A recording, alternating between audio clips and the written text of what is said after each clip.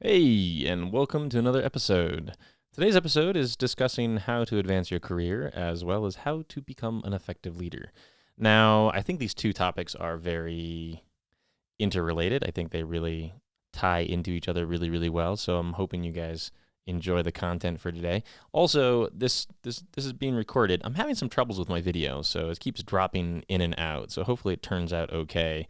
Or I had some feedback from some friends of mine that they like to consume the content instead over video rather than just on audio. So I have done some of my first original podcasts over YouTube and Apple Podcasts. So I'm going to do both for this again today, just so that you guys can consume it in both content. So let me know if you appreciate it and what your preferred mode of consumption for these types of podcasts are.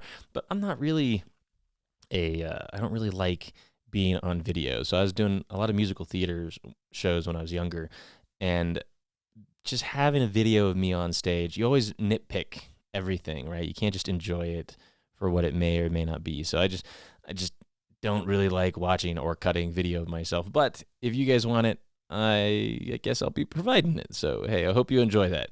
So let's get into it. Today's episode. Here we go.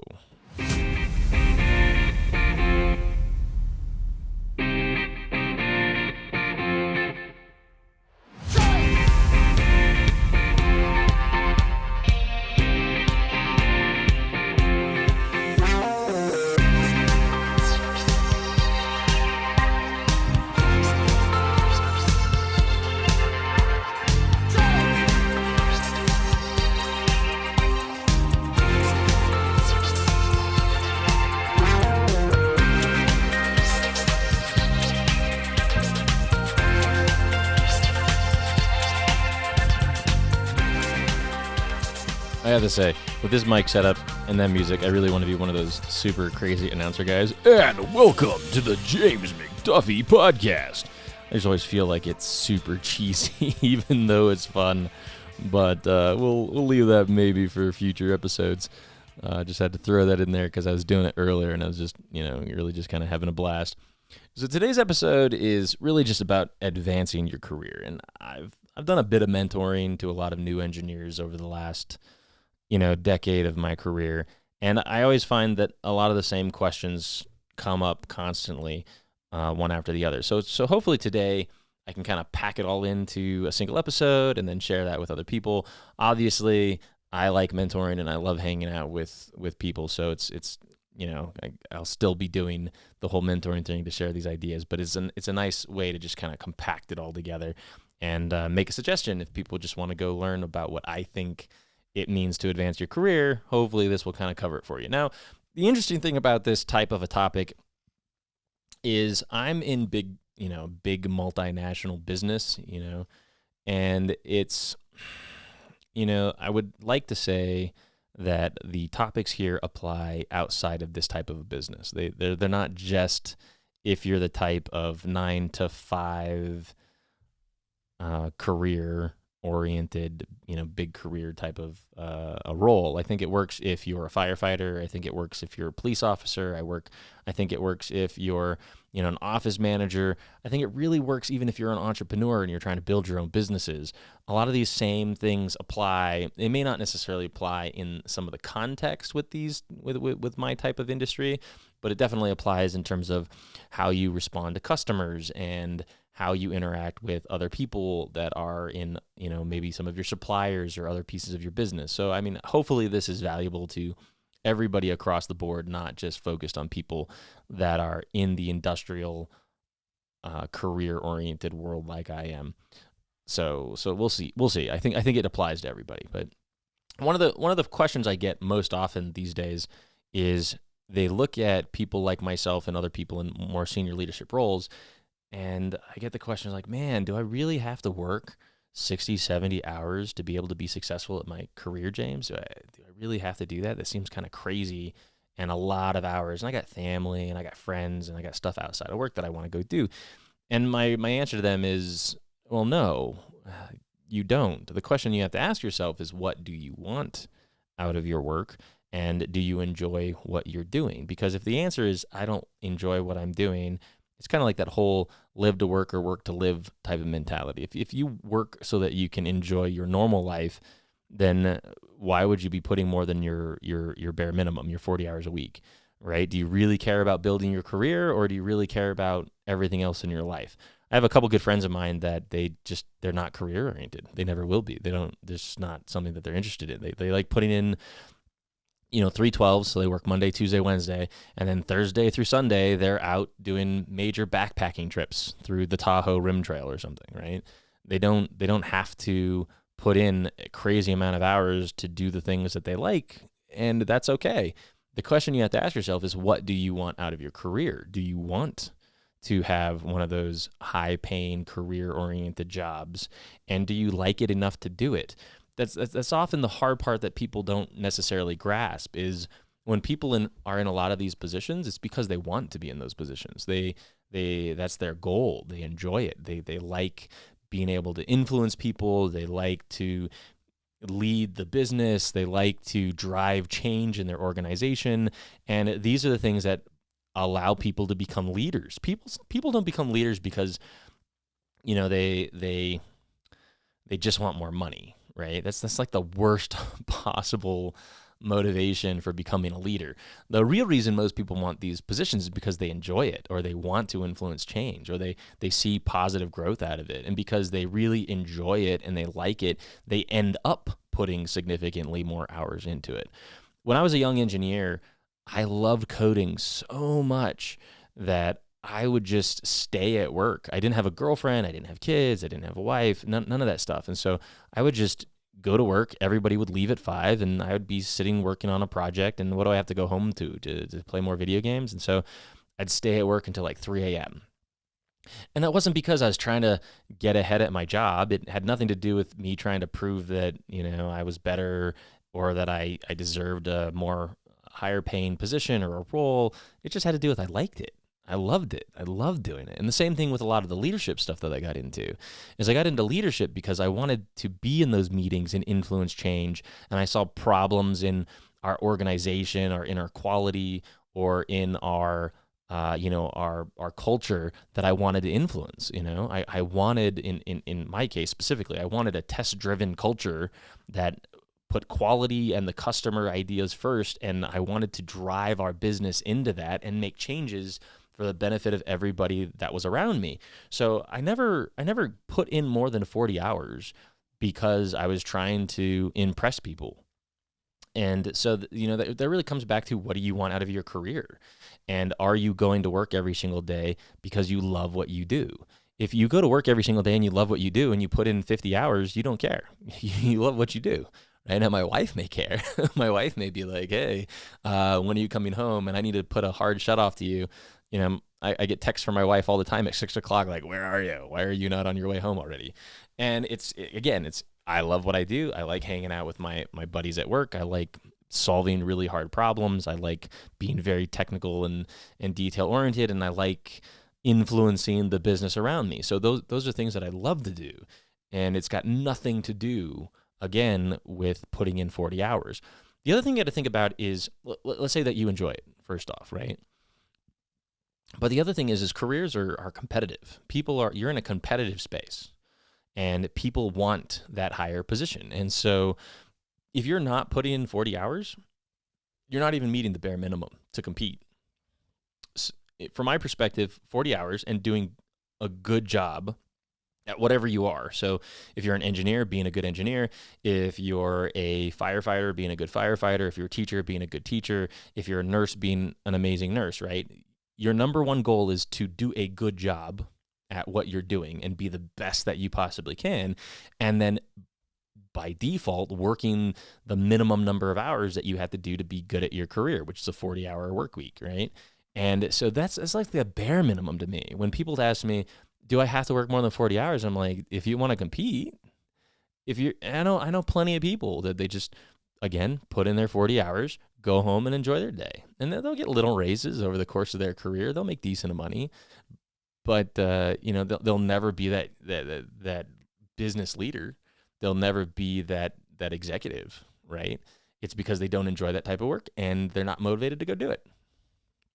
And again, most of us don't put in more than 40 hours because we're trying to do more than 40 hours. I don't count my hours in the week and go, oh my God, I got 47 hours this week. I got 62 hours this week. I don't care. For me, it's, man, how many hours did I work this week? I got on the phone every day at 6. So my day starts at 6. I didn't take lunch Tuesday or Thursday because I just got busy with some meetings. And then I was working with the China team until 8 o'clock. And on these 2 days, I was working on these other problems. I kind of stayed up till 11. Okay, maybe a 70-hour work week this week. But you don't think about it. Again, you kind of got to go back and, oh, I did that much. Wow. Okay, maybe I need to take next Friday off. And I've had great managers, by the way, over the years where they recognize how much work you put in and they tell you to go home, right? Okay, you put in too much work this week, James. Don't come in on Friday. Just take a 3-day weekend, man. I don't want you coming in. You've put in too much work. Again, how many hours do you have to work? Well, if you like it, then as many hours as you want. And if your business recognizes that, then they don't want you to burn out. So they want to really, protect how many hours that you're working. So maybe they'll tell you to go home after like 45 hours or 40 hours, right? No, just go home right now. You've done enough this week. And that's a good place to work, obviously. And I really thank my managers that I've had over the years that have had that great attitude. But that shouldn't be your first question. Your first question shouldn't be, do I really want to work that much? Okay, well, if you're asking that question, then no. The answer is no, you don't want to work that much. Find something that isn't work, and you'll put in more hours. You find people that love what they do in their life, whether that's surfers or professional skaters, or you look at professional artists. I can't tell you, even YouTubers. I mean, you think about people here on YouTube or on podcasts, how many hours they pour in. I mean, you got to think about that. So I'm at home right now doing a podcast and a YouTube video, right? But I've already put in 60, 70 hours this week at work, okay? And now I'm doing more to do something else that I love. This isn't a job. I'm not doing this to make money. I'm doing this because it's fun. I'm doing it because it's something that I really like to do, and I enjoy it. So it's not work anymore. So that's something you got to realize. Are you living to work, or are you working to live? And if you're working to live, then I personally think you're just doing something wrong with your life, and you need to go find something that you're passionate about, that you're living to work because what you do, you love, right? And I've listened to so many entrepreneurs out there that have said over and over and over again, if you love what you do, it is not work. And it doesn't matter what you love to do. You can make a business out of something you love, because there's millions, billions of people in this world. And there's enough people in this world for, if you to do something that you love, enough other people will like what you do that you can do it for a career. So just something to think about, okay? In terms of the whole hour question, I think it should be irrelevant, okay? So the next thing I really want to talk about is dress code. And, it depends on your business. Again, this is going to be different if you're a military guy and you just have uniforms all the time, or if you're somebody in the tech industry like I am, in terms of competing with other people in my area of expertise. But what you look like, you should always look like the job that you want to go to, right? And I've often felt that how someone is dressed in an interview is the nicest that you're ever going to see that person. So when someone comes in dressed up for an interview, like, that's the nicest I will ever see them, ever. And most of the time it's true. I mean, not all the time, but most of the time. Most of the time, people come in, they dress super, super nice, and then they get the job, and the next thing you know, they're wearing Slipknot and Metallica t-shirts, grungy sweaters, grungy hats. And you got to realize that when those people are considered for leadership positions, half of that is technical, half of that is perception, right? And your perception really, really matters. So if you're coming into work and you don't have deodorant all the time, and you got really bad teeth, and you're not taking showers, and you're really looking grungy clothes, and then you're really technical, and you got this other guy over here who always, takes really good care of his hygiene, and he dresses reasonably nice so that he can, kind of stand out as an example for the company, that person's probably going to get the job. And so it's just something to think about. In my opinion, there's never an excuse for a lack of hygiene. There just isn't. People that don't brush their teeth, or don't put on deodorant, or don't take regular showers, they wonder why they're not considered for leadership, is because people, human societies are funny. We're this very hierarchical society where people that are healthier and fitter, people that kind of fit that atypical alpha male look in big businesses, they're the ones that get the job. And it's, well, not just male, obviously female. There's a lot of really, really successful women out there too. But it's they dress the part, and if they're not dressing the part, then you don't really consider them for that role. And that's the other thing too, is if a job comes up that's in a position higher than you, and you're always dressing the role, and people think you got the chops to go do it, and the skills and the leadership to take that role on, they'll think about you. But if you're just dressed like everybody else in the business, let's just say, I work in a group of engineers. So if everybody just looks like a grungy engineer and they're looking for that leadership role, they're not even thinking about looking at the grungy engineers. Not one of them. They haven't even looked at you. They haven't considered you. You're just one of the grungy engineers. But if you're that guy that always dresses up one notch above everybody else, they may start considering you for that leadership role, right? So if you really want to advance your career, you should be dressed for the role that you're going to. Now, the beautiful thing about my industry is that's really not that hard, right? You look at the leaders in my business, or sorry, in the tech field, and you got Steve Jobs, you got Mark Zuckerberg, you got Bill Gates. None of these guys are like super high fancy dressers. None of them are like tie, suit, everything all the time, right? Mark Zuckerberg just has the same black shirt all the time, just a nice black shirt, nice slacks, and a nice pair of shoes.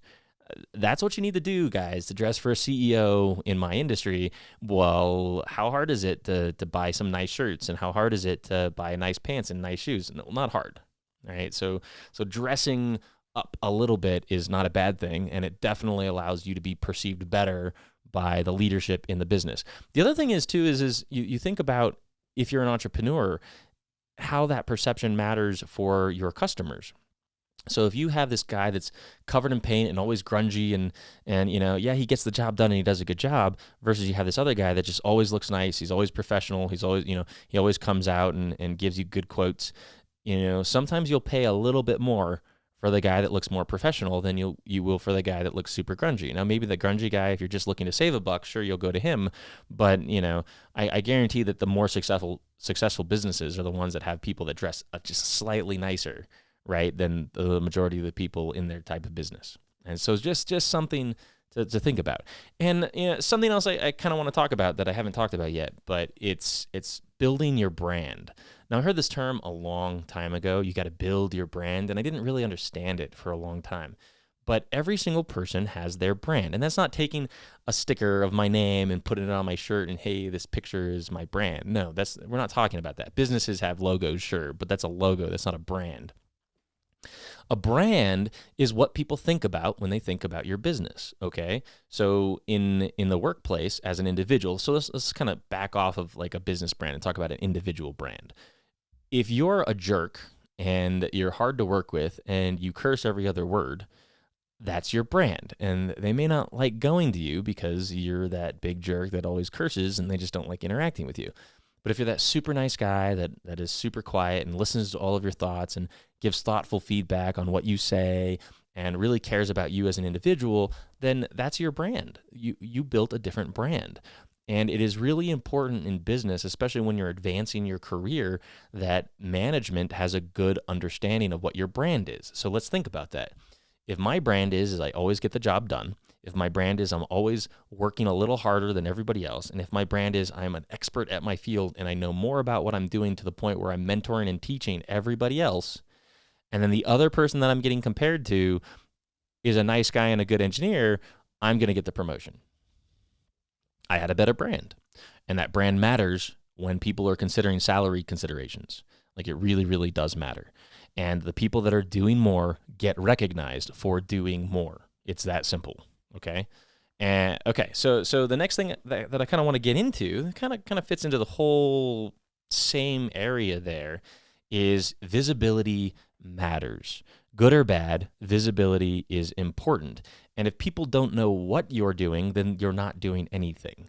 So the way bigger businesses work is businesses have this thing where they kind of rack and stack their people. What that means is everybody in your group of work is going to get compared to everybody else in that group of work. And it's kind of one of the terms that people use is kind of a rack and stack, okay? So what that means is they're going to say Now, you're not going to get compared to a leader, and you're not going to get compared to an executive, but all the executives will be compared to each other, and all the other leaders will be compared to each other, and your engineers are going to get compared to each other. And so what they do is they take all the engineers and they say, okay, well, what did all these engineers do this year, and how am I going to distribute the money that my business has given me for raises across this group of people? And if they don't know what people do, they just kind of get shuffled to the middle or down towards the bottom. The people that they know what they're doing are up to the top. Now, businesses like mine, they have it so that you actually put in what you did every single year. So if two people are side by side in comparison, they can be like, oh, well, this person did this, this, this, and this person only did this. And because this one did 10 things and this guy did one thing, the guy with 10 things, we're going to give him, a bump in promotion or a bump in a raise that the other guys aren't going to get. So how you are perceived by your managers and by the business and by your technical leaders is really important in terms of the success of your career. Now, I'm not saying that, you should brag or you need to talk incessantly about all the things that you're doing, but you just need to make sure that they're aware of what you're doing. And one of the things that I like to recommend on this is have a regular rhythm with your manager, or have a planned regular rhythm with one of your technical leaders or one of their leaders. Like, I talk with my boss's boss all the time. He actually, encourages it. So I go in and her and I sit down and we just have a normal conversation, and I talk about some of the stuff that I've been doing, and I'm super visible to her. She knows that I'm active in the organization and making improvements across things, and I like to bring up the things that I've done. I put documentation around this, and I noticed some issues around this, so I worked with some of the senior leaders in the business to find some solutions. But the nice thing is she knows what I'm actively working on, and she's not even my boss. Now, my boss knows way more in detail what I'm working on because he helps me set all of my priorities. So we go through and we understand what we're trying to get done for the year, and I outline them for him. But even when I was a junior engineer, I would talk with a senior architect, or I would talk with one of the team leads, and I'd say, hey, I had this problem and I got it solved, and my team members and I did a good job on the implementation. Always plug your team members, folks. I'll get into the team build, a little bit of the team stuff later on, but it's really important, right? You gotta be a team player. You gotta let these people know who you are. And I can't tell you how many times I've been pulled into meetings where managers are trying to figure out who they need to give raises to, and the most technically successful person over the year, the person that's made the biggest impact, is on the bottom of the list.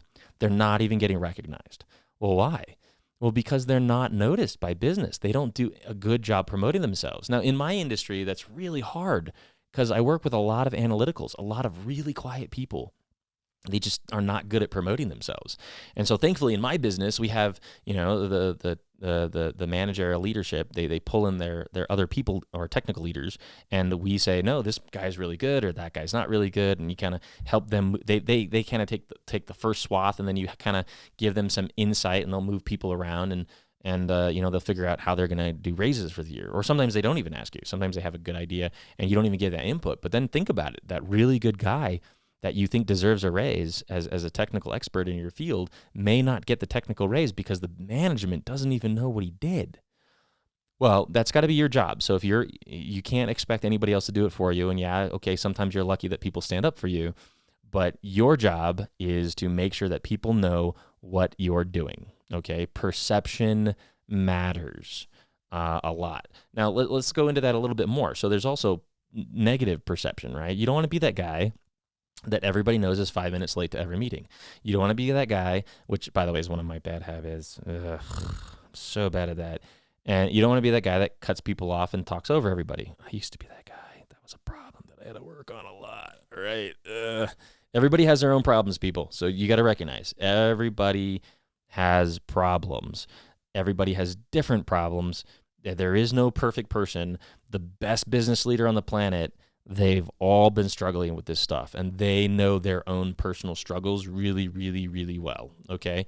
But don't be that guy that drops F-bombs every other word, okay? These are negative perceptions, and one of the things that has been drilled into my head by my managers over the years is one mistake, it overshadows, is enough to overshadow 1,000 good jobs. So 1,000 attaboys just goes poof to one oops. And that you got to be really careful with those oops peoples. You just got to think about when you need to speak, when you don't need to speak. Just that's the thing about being a business leader is you are far more visible than everybody else, and so you are more likely to make those mistakes the higher up you go. So if you're a junior engineer, you can do a lot of attaboys, and your oopses are kind of hidden. But as you elevate yourself up into a more senior leader of your business, all those little tiny mistakes, you got to be way more careful, because one mistake can counteract years of hard work to be successful. So you just, you see it in business all the time. You see where one person makes one mistake, you got to do your due diligence to try to not make those mistakes. It's just, visibility matters, both positive and negative. And you got to be really cautious over the negative side, just like you got to be really proactive on the positive side to make sure that the people are aware of what you're actually being successful at. Okay, so the next thing I want to talk about is being a team player. And I've kind of hit it a little bit, but there's a couple points that I really just want to make. Number one is you're only successful as your team, right? You as an individual are only as successful as the rest of your team. If you're the shining rock star and your team is sucking, then your team sucks. And, your business perception of your team is that your team just isn't doing good, which means that you're only as strong. Your team is only as good as your weakest link. So if you are a rock star, your job is to try to get the rest of your team to be as successful as possible. And that may be mentoring them. That may be you not being a rock star at all, but working really, really hard to make other people rock stars. Maybe finding opportunities to get training, or understand and do root cause analysis on the problems that your teams are having that's causing you to slow down. Maybe there's bottlenecks in the process that are making your team not being able to be successful. Well, you need to identify those to help the team out, even if it doesn't impede you as an individual. So if you're that guy that's standing there, and let's kind of use a supply chain example, right? If I'm the guy standing there that's getting all my work done, and someone up the chain isn't giving me what I needed to be successful, I may be super successful, but the business is failing because we can't get stuff out the door. If I can help him identify the fact that there's a supply chain bottleneck, we fix the bottleneck so that I can do more work and he can do more work, then I made him look good because we fixed the bottleneck. I was able to get more work done, which made me look good, and the entire business is successful, which makes the entire business look good. So the thing to take away is advancing your career isn't just advancing you. Advancing your career is advancing all the people around you. One of the terms that I've heard and that I take seriously to heart is one part of your job is not just doing your work, it's to train the next person below you to take your role. Which means if you're a good engineer and you get a newbie on your team, your job is to make sure that he turns into a good engineer. And if you're a team lead, then your job as a team lead is to make sure that one of your engineers is trained so that they can become a team lead. And if you're an engineering technical leader, well, you got to make sure that one of your team leads is ready to become an engineering technical leader, and so on and so forth. And this applies to any business. Let's use firefighting as an example. So if you're a chief of a firefighter station, then your job is to identify the next person in your station who's going to become the chief of that station, period. It's your job. Make sure he's the next guy ready to go, and he learns everything that you know. So if anything happens to you, somebody can immediately take your place. Now people have this idea that I'm an irreplaceable individual. No, anybody's replaceable, people. Anybody's replaceable. But your job is to train people to replace you so that you can move on to another job. So you shouldn't be stuck in this mindset that I just want to protect my role, because there is always a better role out there for you to find, and you should be looking for that better role. Now, the other thing about this is, you want to become known, and this goes back to visibility, right? You want to be known as the guy on your team to go to for help. You want to be known as the most trustworthy guy on your team, and that you will always get the job done. Why? Because more trustworthy people advance further, because people want successful people. Now, let's not look at politics or American politics. I don't even want to get into that. In normal business world, people that are trusted to do more work are given more responsibility, which means more people trust you and they give you more work. And I was listening to an entrepreneur conversation where they were talking about the guy in your business that is the most trustworthy, that you would not only trust with your business, but you would trust with your house, your home, your kids, and your wife. That's the guy that's going to be successful. And your job should be to be that guy. The other side of things is you got to really focus on your language. Again, perception is really, really matters. And it's good to promote yourself because we just talked about visibility and being able to promote yourself. But you want to be able to make sure that your team feels like you're a team. So even if you're the rock star for the team, everybody else knows you're the rock star for the team. You don't have to self-promote within your team. But what you can do is you can promote others. You can say, hey, dude, you did a great job on that. Or, hey, team, we did a fantastic job this sprint or this release this week, and we just hit all the numbers. Take your successes with stride and really call people out and give the positive favor to other people on your team. You really want to recognize everybody else on the team for the good work that they are doing. And that should be, you should find something once a week.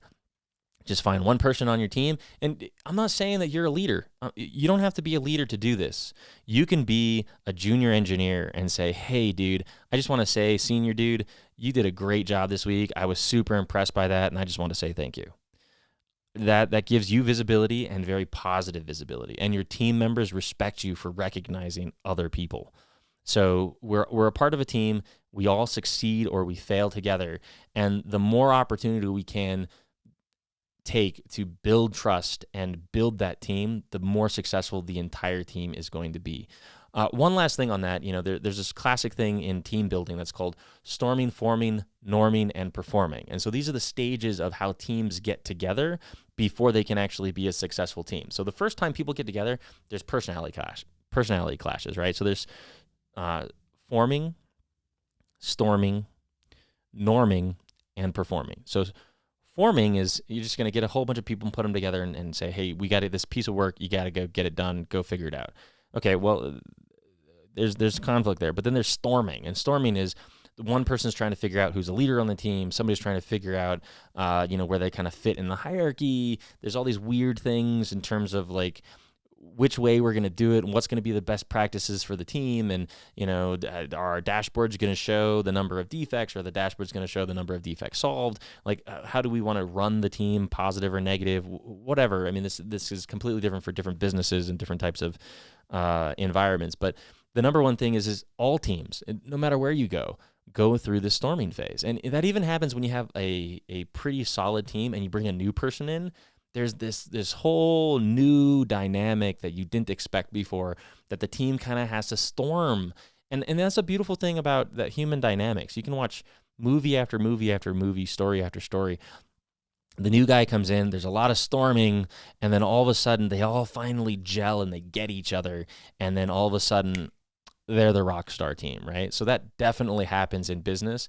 And your goal, again, this whole team building thing, is to try to get to the performing stage as quickly as possible. And that, yes, there's some times where you got to storm through problems and you got to work through personality issues. Absolutely. I'm not saying you don't. But the smoother you can do that by working as a team, building trust, and just trying to understand where everybody is coming from, the quicker you're going to be able to get to that performing stage, and your team's just going to start being a bunch of rock stars, right? And that's really where you want to get your team to go to. And last but not least, one thing that I want to kind of emphasize is try not to point out people's mistakes. It's good to say you made a mistake. It's good to correct a mistake, but you want to do it in as nice and as positive an environment as possible. And, sometimes we blow up like, oh my God, you're such a moron. Why would you do that? That happens to all of us. We're human, right? We make mistakes, especially in how we approach bad situations. If you do that type of a mistake, that's fine. Just go apologize for it. Be the bigger person and say, dude, I was kind of a jerk about that. I'm sorry. I didn't mean to come across that way. Like, immediately just take responsibility for it. There's no reason not to, right? And it just improves the team environment. It improves your relationship with these other people, and they come to trust you and respect you a lot more when you're willing to call yourself out on your own bullshit, which all of us have our own bullshit, right? So it's good to recognize that. All right. So and that kind of goes into my next thing. My next thing is owning your own failures, right? Now, I can't tell you how many times I've made mistakes in my career. I've made a lot of mistakes, and sometimes they follow me for years, like I said before. But everything tends to go better no matter how little responsibility you had in something. You have any responsibility in something at all, it's just taking ownership of that responsibility. Yeah, I made that mistake. Yeah, I learned from that mistake. Yeah, I'm trying my best not to make that mistake in the future. And I'm imperfect. I'm not. I'm human. And it's good for many reasons because people trust people when they take responsibility. It definitely helps with that whole trust factor. And people really have a sense that when someone takes responsibility for something, that they really understand what the core problems are and they're protecting other people. So it's not throwing people under the bus, it's protecting other people around you, and leaders take responsibility for things. It's interesting to me. One of the businesses I worked for a long time ago, they used to have this concept of the least performer on your team, and they'd kind of throw those people under the bus in terms of not getting raises, or they just fire them. And every team had to have like your lowest performer. And I remember a guy that I worked with, this super cool guy, played water polo with him, and I'm sure he had a couple lower performers on his team, but he was never willing to call him out. He's like, I'm the lowest performer on the team. I take responsibility. Now, this isn't taking responsibility for failure, sure, but he's taking responsibility for his entire team, and that's kind of the point. If you take responsibility for your failures or for the failures of the team, people recognize that as a leadership quality. Right? They're looking to you as a leader to taking responsibility and then coming up with the appropriate action to fix the problem and to make things better. That is a quality of a leader. Not taking responsibility, playing the victim, pushing it off and blaming somebody else, those aren't qualities of leaders. And all of us know that those aren't qualities of leaders. So you're not going to follow somebody that just doesn't take responsibility for stuff. So you know what? If you want to be a leader, and if you want to advance your career, the best thing you can do is anytime you make a mistake, take responsibility for it, right? Just own up to it. That's my fault. Even if it was like 10% your fault and 90% somebody else's fault, say, hey, dude, I'll take responsibility for that. Not a big deal. Don't worry about it.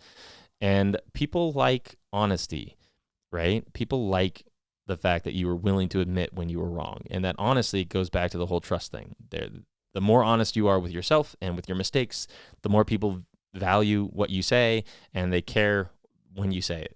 So owning your failures is super, super important in advancing your career. Now, the next thing I want to do, and this kind of goes back to visibility, and I think it's a little bit more important, but I've built my career finding things that nobody else wanted to solve. Okay, there are problems in business, there are problems in the workplace, there's problems between people, there's problems in process. There's problems all over the place. There's one thing I've learned. There's always a problem to solve. Always. Nothing is perfect. There's no such thing as utopia no matter where you're at. So the question you have to ask yourself is, who's solving these problems? I became an engineering technical leader because I was solving the problems of an engineering technical leader. And when the role was offered to somebody else, they're like, no, that's really James's role. You should give it to him. And I became the engineering technical leader. There's another good example. There's a problem between teams that was kind of causing issues, and it was a huge gap in the business, and everybody was like hemming and hawing, and nobody wanted to get it done. So what did I do? I just said, dude, I'll get it done. I'll fix it. And if nobody wants to do it, I'll just do it. So being willing to sign up for things and get things done, your job, so that you get recognized, so that people understand you, is finding gaps in your business and solving those gaps, fixing those problems. Things that people say are problems, you could probably work 1 or 2 extra hours in a week, maybe 8 hours in a month, and you can solve that problem for the business, and you'll get recognized for it. Okay, so it's finding these things. The other thing that's really important is just listen to people's complaints on your team. If people complain about something constantly, that's something that if you work on and you fix in your spare time, they'll recognize it, because then they're no longer complaining about it. Well, this was a problem, but then he fixed it. It's cool, right? So it's super important to listen to the problems that your team is having, but more importantly, back to the other case that we made earlier, listening to the problems that the weakest team members are having, right? I remember we were having some issues with a new language that we were using with new engineers, and we were having problems with some, certain technical aspects of it. And so what did I do? I worked with the business management. I said, these guys are having problems. We should pull in some training. So we called, the training company that we went through, and we pulled in that training and we delivered it. And everyone's like, oh man, that helps so much. Guess what? I got credit for helping us build all this training for across all the teams. Now, it's not that I was looking for that credit. I'm looking for ways to improve my teams. And I'm going to get credit for that, but the goal isn't to get credit. The goal is to improve my teams. And that goes back to the whole team building thing. You're only as strong as your weakest team member. So your job as a leader and your job as someone that's advancing your career is try to help all of those around you to bring them up. Because if you bring them up, then you look better, but your business looks better, and your manager looks better, and your department looks better, and everybody looks better for you guys just doing a better job in general. The goal is, again, improving everybody as a whole, not just taking credit for something or fixing something for the pure goal of getting credit for it. And the next thing is and I kind of want to emphasize this because this is kind of really important, is people have a tendency of fixing symptoms of problems rather than root causes. I like to say ignore the symptoms. There's a bunch of symptoms here, right? People are unhappy because of X, Y, and Z, but you really should identify the root problem. If the root problem doesn't go away, then even if you fix those symptoms, there will just be other symptoms that you then have to go fix. And it just becomes Band-Aid after Band-Aid after Band-Aid rather than fixing the root cause. Just ran into some team issues just last week where, man, it was just trying to brainstorm with one of our, Scrum Masters and try to figure out, well, what's the root cause of this problem? And he nailed it. He's like, this is the root cause. I think if we solve this problem, this, and this will just go away, and the team will work much, much more effectively. And super kudos to that guy for figuring it out, right? And I agree with him. I'm like, dude, that is the problem that we have to solve next to make our team successful, right? So it's finding the root cause, not just trying to address one of the symptoms. Because the symptoms could be, hey, we bring up this issue in the meeting all the time, and the conversation goes super long, and everybody feels like it gets dragged down, and nobody really, values that conversation. Well, the root cause could have been, well, we weren't actually taking that conversation into planning. We didn't actually plan it correctly, and because we missed all these planning stages, that just kind of fell out to now we have to have these really bad conversations, and we're catching people off guard because they didn't really think that we were going to work on that yet. So all of a sudden, all these horrible conversations that nobody really enjoys happens. Okay, well, let's go back and let's make sure that it's planned correctly so that we don't have to have those late, unexpected situations, and then everybody can just execute and be happy with it. So you really got to make sure that you identify the root cause of problems before you try to solve them. So if there's a problem and you see a gap, do a little research, do a little digging, ask some questions, throw out some surveys, figure out what the root cause is, and then go after the root cause. That'll get you the biggest value to your business by solving those root problems. And last but not least is don't be afraid of stepping into other people's disciplines, right? Other people need help just as much as we need help. And there is nothing better than watching an individual not worry about what department something is. So if you guys are having a problem, just as an example, so we have software, testing, system test at scale, there's firmware, hardware, or just a bunch of different disciplines, and they're all kind of segmented, right?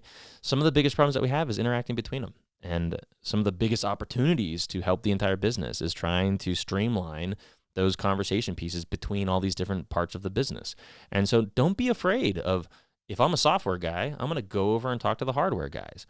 The same can be said for any business. If you guys are a teacher at a school and you're having a problem with the janitorial, or you see the janitorial staff is having problems, step up and see how you can help the janitorial staff, right? Or if you have the management staff and the management staff is having problems and you as a teacher just recognizes that they have a problem, step up and say, hey, how can I help? You should never be afraid of stepping out of your comfort zone to go help the business at large to just become better, and identifying these problems and having the problem with most problems is that nobody's willing to sign up for them. Nobody's willing to just say, hey, I'll take that, right? Just raise your hand. Volunteers. Don't be afraid of volunteering for stuff. And again, that helps you get recognized. All the things that we're talking about today is building your brand, building people's perception of you, building how the business values you, and by improving all of those things and just in generally caring about the business and caring about the people and caring about, the success or failures of those people around you, really comes through. And if you want to be successful as an individual and you want to build your career, you have to care. I actually thinking about it, that seems to be like the number one thing. If you don't care, then you're not going to put in more than 40 hours. If you don't care, then you're not going to try to help people that need help. It's super, super important to just care about those around you and about the business that you're a part of. Next topic is becoming an expert. I know plenty of people that are good with just learning the skills that they have and saying, I'm good with the skills that I have, and I'll learn a couple as I go. But the really, really good people, they learn technology so well that they can teach other people that technology long before it becomes pertinent in the business.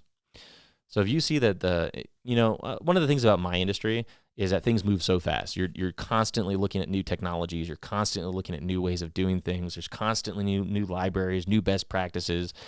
And so a part of my job is to make sure that I can learn all of that stuff as fast as possible so that when other people in my business need to learn about it, I can help them learn about it. And that's not just to say that I want to stand out and be better than them. That's got nothing to do with it. It's got everything to do with I want to improve myself, and I want to improve the people around me, and I want to make the place that I work better. And to do that, I need knowledge, so I need to take time. Now, again, let's say you're putting in 40 hours a work week. You don't need to put in 40 more hours at work. What you need to do is you need to go home and spend 2 hours a week, not 40 more hours, but 2 hours a week learning something new. And the thing is over the course of the year, those 2 hours, 52 weeks in a year turn into 100 hours of you becoming more of an expert at things. And then you get recognized and you can help your business substantially more because you learn more and you understand more. But what that also means is you're able to help mentor people. You can help people solve problems better because you understand things more. And this can go into any field. If you're a police officer and you're having problems with certain types of crimes, and you go home and you look at other cities and other states and other countries and how they solve those problems, and you understand that they can solve those problems by implementing this type of a law, or maybe putting these kind of guidelines around things, or maybe changing the behavior of some of your officers to interact with civilians differently. Whatever it is learning that extra stuff can impact your business, and it makes you look like an expert. And it helps you be successful in your role, and your supervisors and your managers recognize that. They recognize that you are having positive impacts because you are becoming an expert at these things. But the thing to be really careful about is expertise doesn't mean leadership. Just because you know more about something doesn't mean that you are better at leading people. And that's where all the other skills come in, like teamwork and improving people and mentoring people around you. Those things are the things that are really going to get you recognized. Expertise is kind of just the core foundational piece that allows you to do all those other things because you come from a place of knowledge. You come from a place of understanding how these things are supposed to work. So they really work side by side. But again, it all goes back down to your time. If you don't enjoy becoming an expert, if you don't enjoy learning all these extra things, then maybe leadership roles and trying to become advancing your career in that type of a business isn't really your type of business. But you find that people that, like entrepreneurs specifically, they're all experts or most of them are experts in their industry because they love it. They love it. They love learning about their industry, about their stuff. I mean, have you ever met a guy that does like landscaping, and he talks about the different types of rocks, on why these rocks are good to use and where they come from and how they're made and why they look the way they look? I mean, the guy becomes an expert at what he does. And that shows. And the more, if you find an expert versus someone that's just like, I'll sell your rock, it costs you this much, I guarantee that you'd be more interested in doing business with a guy that's an expert about it. If you think about coffee factories, right? If you go to a place and you sit down for a latte, and they talk about the different types of roasting beans and ask you, hey, do you want a blonde, or do you want or an Arabica, or do you want a Kona bean? And they start getting into coffees. You're more likely to go back to that place where they just seem to know everything about coffee and the coffee just tastes better. I mean, obviously, you hope the coffee tastes better. There's two parts of that, right? One, knowing more, and two, actually providing a better product. So, they go hand in hand. But if you have two places where the coffee is relatively the same, but the experience, because you go to a place that has more expertise, you're going to prefer to go to the place that has more expertise. I tell you, there's this little the Hub place up in Reno that is this beautiful little coffee shop, and they're making lattes there for you. And I just love the environment. I love the expertise that they show in terms of just making all these beautiful drinks. It's just an experience for me. I'd rather go there than to Starbucks any day, right? And I think it shows, it shines. A couple last little couple notes that I think are kind of important before we kind of wrap this whole thing up is, first of all, you're not alone in this, right? I think one of the biggest mistakes that people do when they're trying to build their own career is they fail to find a mentor. And it's just like that old saying, you become like the people you surround yourself with. Is you need to find people that are inspirational to you. You need to find people that you look up to as business leaders. You need to find other entrepreneurs, if you're an entrepreneur, that start successful businesses or they're building successful businesses. Look to these guys for mentorship. And if they're willing to be your mentor, then take it as a friendship and learn as much as you can from that individual. And next is, don't be afraid of firing your mentors. Sometimes I've had like 7 or 8 different mentors over my career. Now, I'm still friends. I'm still colleagues with a lot of them. But you can't be afraid of saying, I've learned a lot from this person, and I'm now interested in learning from somebody else. Or I've learned a lot from this person, and I don't feel like I can learn anymore. I'm ready to go find somebody else. So you need to constantly put yourself into a position where you're finding a mentor and someone that can help you grow into building your career that you want. And another thing about online, which is beautiful, is there's a lot of really good people that have put mentor information online in YouTube videos. They record all this stuff. Simon Sinek is a great one. If you go listen to him and Start With Why, it was his book. I highly recommend it. It talks about why business is successful and understanding the reason behind everything. And that reason is what drives companies to really, be successful. Just being able to have access to somebody like that, there's resources out there for mentorship, even if you don't necessarily have the people to become mentors. So don't be afraid to read a couple books. Don't be afraid to reach out to an individual. And it's super surprising to me how willingly or how willing many of these people are to be mentors. I remember talking to a bunch of friends, and they're like, well, what do you want to do with your career? And I was like, well, I'd really like Eric's role. Eric seems like a super cool guy. And they asked me, I was like, was Eric your mentor? I was like, no, no, Eric's not my mentor. Well, why not? Why isn't he your mentor? I was like, that's a good point. So I walk over to Eric's office, and I'm like, hey, Eric, my name's James. I'm an engineer on your team, and I was kind of hoping you would be my mentor. And guess what? He's like, yeah, sure, dude. Just put some time on the calendar, show up, and we can talk about whatever you want. I'm down with that. I was blown away. I was like, wow, this guy who's a super executive is willing to put time on his calendar for me. Well, yeah. I mean, it's people that are successful, they're grateful, and I have yet to find a person in my career that isn't willing to spend time helping mentor and help other people underneath them. I think the best leaders that I've ever met are people that are more willing to give back because how thankful they are for the mentors that they had. So find a mentor, find someone that you look up to, that represents where you want to go in your career and is driving the things that you want to drive. That's the person that you should go after to be your mentor. Last but not least, I think, this is kind of probably the most important thing out of all of this, okay, is you can't neglect self-happiness for the success of your business or the success of your career. They got to go hand in hand, because if you're happy and you're energetic and you're passionate, then that comes through your business, right? Your business can't just be a paycheck. Your job can't just be a paycheck. And even when it's not, you got to be careful enough to recognize when you're getting burned out and you're getting stressed. Because even when we do stuff that we love, there's a time point where we just, we've pushed as far as we can go, and all we're seeing is negative progress. Well, that's a signal for you to slow down, right? You want to progress in your career, you got to know when it's time for you to slow down. You got to take your vacations, man. Like if you get 3 weeks of vacation or 5 weeks of vacation or even just 2 weeks of vacation, whatever, if you get vacation every single year, take it every single year. Don't be that guy that just worked the entire year, right? You need that recharge time.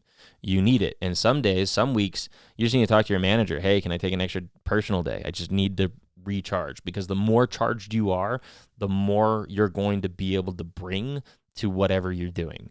And, that's also spending time with your family, spending time with your friends. Your work can't just take over your life. Your career just can't take. There's got to be more meaningful things outside of work for you to be a successful individual. And those things show. People that have passionate non-work lives and have passionate work lives are some of the most successful people I meet. Some of the best leaders I've ever met have amazing non-work lives that they do. Just absolutely fascinating. I've known a couple motorcycle racers and race car drivers, and I've known people that are Jeep enthusiasts that have gone in some of the craziest places on the planet. They know how to let go and just go experience life. You got to be able to focus on your self-happiness. And, that could be as simple as making sure that you get enough sleep every single day. That could be as simple as, maybe meditating once or twice a week. That could be as simple as eating a healthy diet and a good nutrition. You just can't neglect your own health. If you want to be successful in your career and be able to give it 100, 1,000%, then you need to be in a good place. You need to be coming from a good place. And what that means is the less stress you have, the better. The better you perform, the less stress you have. And so, some amount of stress may be good. I don't think so. I think that the people that are the happiest, the most positive, the most energetic, and the most secure internally are the people that seem to be the most successful people that I know. And so just make sure that you don't forget any of those things. You don't forget your family. You don't forget your kids, right? I always say my kids come first. You don't forget those things in your life. They are super, super important, and they will be reflected in how successful you are in other things. I got one last thing, and this is a question that I've gotten a couple times. Is, I started my career when I didn't have kids and I didn't have a wife, and since I have my wife and kids, they're my primary goal. Yeah, I love what I do, so I kind of get lost in it, and my wife has to kind of pull me back and remind me that, hey, you got kids, you got to come home and make dinner. But I gotta say, my kids are my priority, and when I got an opportunity to go to one of my kids' violin recitals or one of their orchestra performances or one of their swim meets or their swim team, I'm gone. Right? If my kids have something, I'll tell my boss that, hey, I have to leave. I got home responsibilities that I'm just not going to miss, okay? And they're good with that, I think your family always has to come first. And, find a schedule that allows you to succeed and not impact your family. And, most of us waste our time on things that don't need to be wasted on. Most of us watch too much TV, or we play too many video games, or, we have all of our own things, and we haven't grown up and matured enough to realize that, no, the things that are more important to us should be our family and our kids and our friends and our careers. And I think priority is huge here, because if you have kids and you're early in your career, then you need to think about your priorities. I think your kids and your wife are your top priorities, number one, uno, right? And if you want your career to be successful, your career is next in your priority list. You just got to make sure that it's high enough priority, and that beats your video games, and that beats, maybe going out to parties on weekends with friends. You just got to set your priorities. It's doable. You can totally have kids and build a beautiful career. It just means that you have to sacrifice other things to fit the priorities that you want. And again, this goes back full circle, all the way back to the beginning of the conversation, right? Is what do you want to do? Do you work to live, or do you live to work? And if you live to work because you love your job, it's a high priority for you. But it should never override your family, right? I think the most successful people that I know always make sure that their families come first. At least those that have family. I know people that are really successful that don't have kids, and it makes it easier for them because they don't have that challenge. But for those of us that do have kids, kids come first, man. Wife comes first. Family, number one, numero uno, and then after that, it's work, and it's passion, and it's things you like enjoy doing. So if you like what you do, guess what? It's got to be your priorities, and there you have it. So those are my tips. Those are my tricks in terms of how you become a better leader, how you focus on advancing your career. Just quick reminder. Let's go through all of the top topics. Yes. Okay. So you have, how many hours do you work in a week? Well, if you're passionate about it and you like what you do, then as many as you need to, right? Dress for the role that you want, not for the role that you have. I think that's super, super important. You should always, come with your best intentions in mind, and that includes, taking care of yourself. Visibility matters. That one I can't describe more. People need to know what you're working on. It's not just how hard you work. If you're putting in 60-hour work weeks and people don't know what you're doing, then it doesn't really show, and you didn't get the value out of it that you thought you were getting out of it.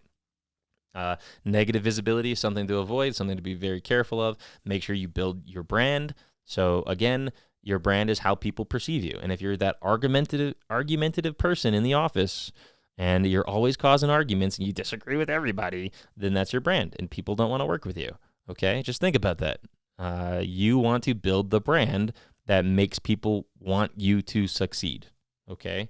Be a team player, owning your own failures, finding gaps in any part of the business and trying to improve them, becoming an expert and using that expertise to help improve your team and your business around you, and making sure that you're doing what you can to help others as much as you can. Becoming a mentor as well as finding a mentor are two really, really important things, I think, in successful people. Is they always have a mentor, or they always have people coming to them for mentorship. Advancing with family, it's doable. And all you have to do is make sure that you have your priorities straight.